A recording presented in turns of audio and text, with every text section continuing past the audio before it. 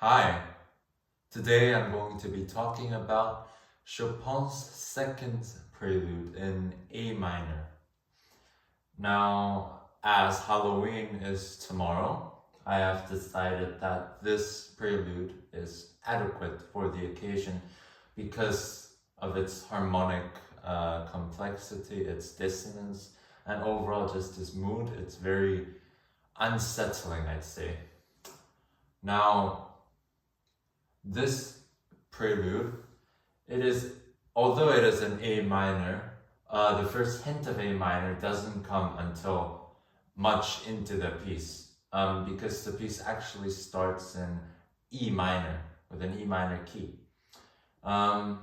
So this prelude, the tempo marking is one word, lento, slowly, and it is in cut time, which means 4 eighth notes in one beat.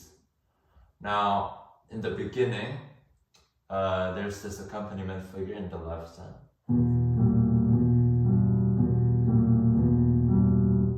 So now what this is this, and this is alternating. So what it is, it's E, it's the E minor chord, but there's A sharp in there, which makes it very unsettling. It's very ambiguous harmonically. And then this alternates. So A sharp and G, they alternate.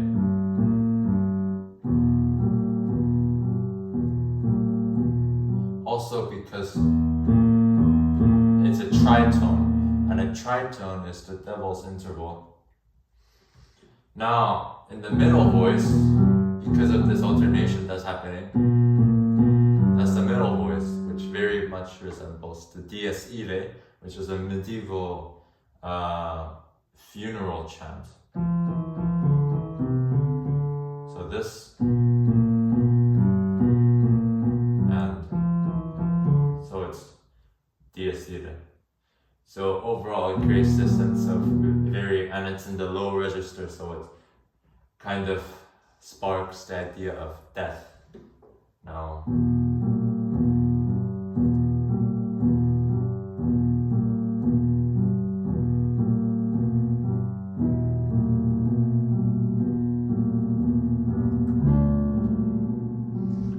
the melody, it comes in the third bar, which is actually very simple, very slow. E, B, D. And then the second part of the melody.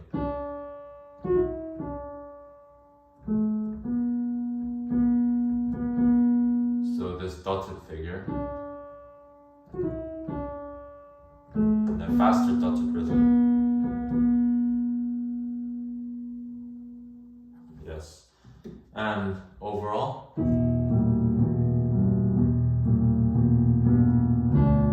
now here we get another chord in the left hand.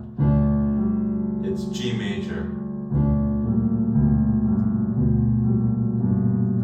And then it goes to D major, but it doesn't really sound like it. So it sounds fine here, but then this thing. It's a major 7th, and it's both not part of the D chord. And this alternates like this. So it's very, very dissonant.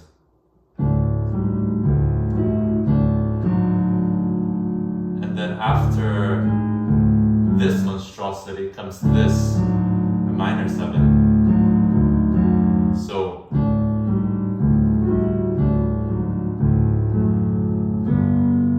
and then we get a G.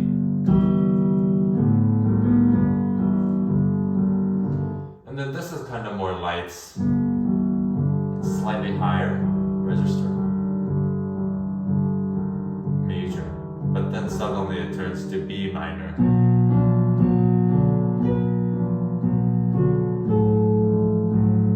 So this melody we saw earlier, this is shortened. Yes.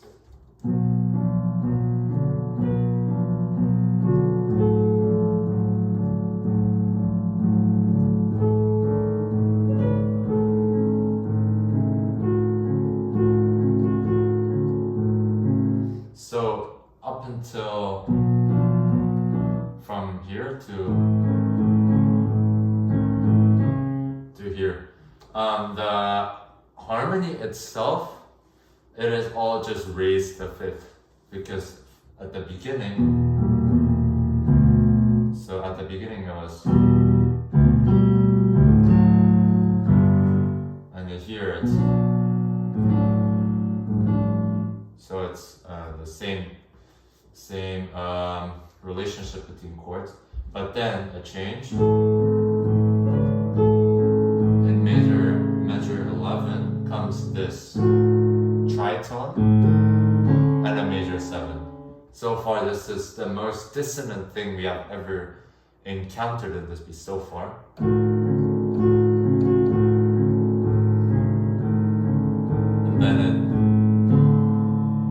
And then it goes down. And then we reach this. This is sort of like a diminished 7th chord. But of course with the extensions in the middle chord, middle voice. And then a melody on the offbeat. Now this is where we get the first taste of A minor, well into the piece and almost at the end. We finally get A minor, which is the key of this piece after all. But it's really hard to say what the key of this piece is because it just changes so often, and even the chords that are supposed to be part of a certain key signature, there's so many extensions to it that it's very ambiguous. So we don't really know what key we're in. So possibly he only wrote A minor so that there's no accidentals in the key signature, because it doesn't really make sense to have accidentals in a key signature when the key in the piece changes so often. So maybe that's why. Anyways, we get the first taste of A minor, but of course it's not a regular A minor. It's A minor at 9. It's A minor at 9. So it's here.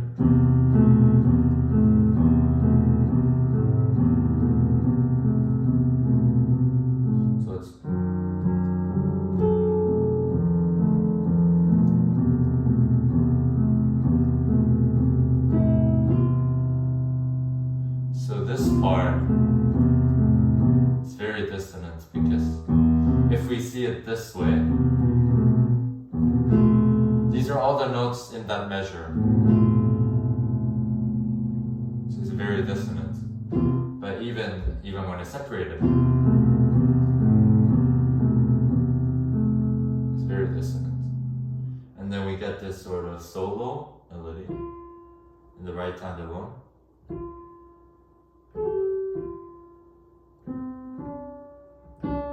It's really just, it's the same melody, but it's alone now. So we don't really know where we're going, because the key is so ambiguous at this point.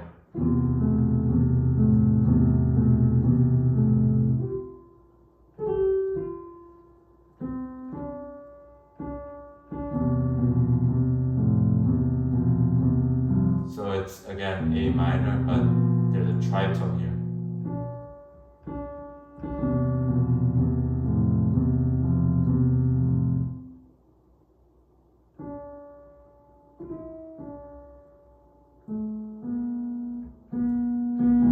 So the silence here.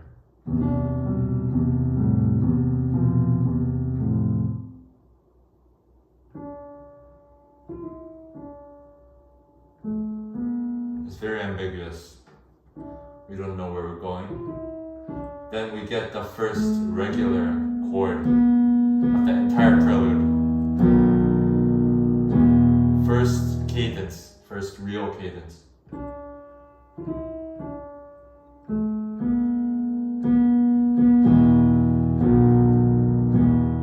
E major. But it's too happy now. That's more like it, because the whole piece was so depressing that it's just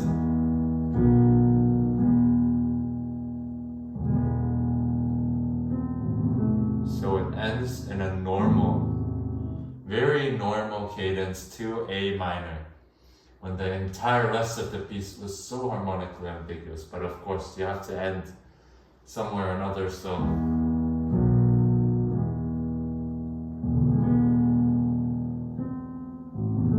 quite a normal cadence. So, but yeah, that is the second prelude of the Opus 28 set. Well, I hope you enjoyed this video. If you liked this video, please like and subscribe, and I'll see you next time. And also, happy Halloween.